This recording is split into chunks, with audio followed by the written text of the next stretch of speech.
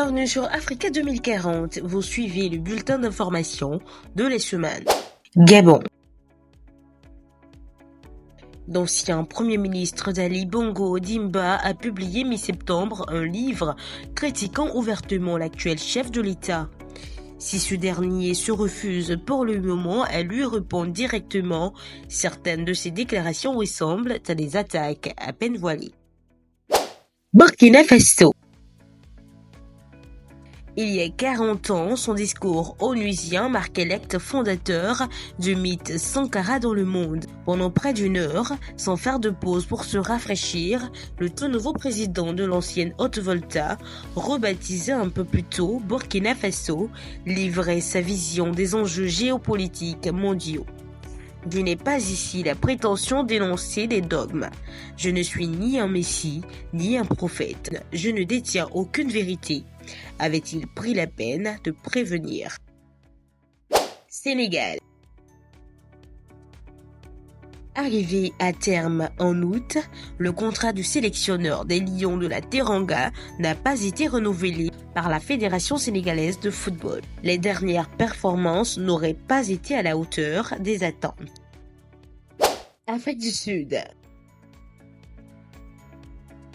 Les autorités de Johannesburg, la plus grande ville d'Afrique du Sud, ont proposé de rebaptiser une grande rue du nom d'une Palestinienne impliquée dans un détournement d'avion il y a plus de 50 ans, ce qui a suscité les critiques de plusieurs partis politiques et de la communauté juive de la ville. Côte d'Ivoire. La mort de membre du plus grand syndicat étudiant de Côte d'Ivoire, en conflit avec son secrétaire général, relance le débat sur l'avenir de cette organisation aussi influente que controversée. Le gouvernement a été contraint de prendre des mesures drastiques. Niger. Les autorités militaires du Niger lancent un nouvel appel à la vigilance citoyenne pour lutter contre les menaces sécuritaires. Dans un communiqué largement relayé par la presse nationale, elles incitent les citoyens à dénoncer tout comportement suspect. Une demande faite dans un nouveau contexte, à la suite notamment des attaques des groupes terroristes à Bamako et à la tentative de déstabilisation au Burkina Faso, indiquent les autorités. À l'international. L'escalade entre Israël et l'Iran risque de fragiliser encore la position de la France dans la région.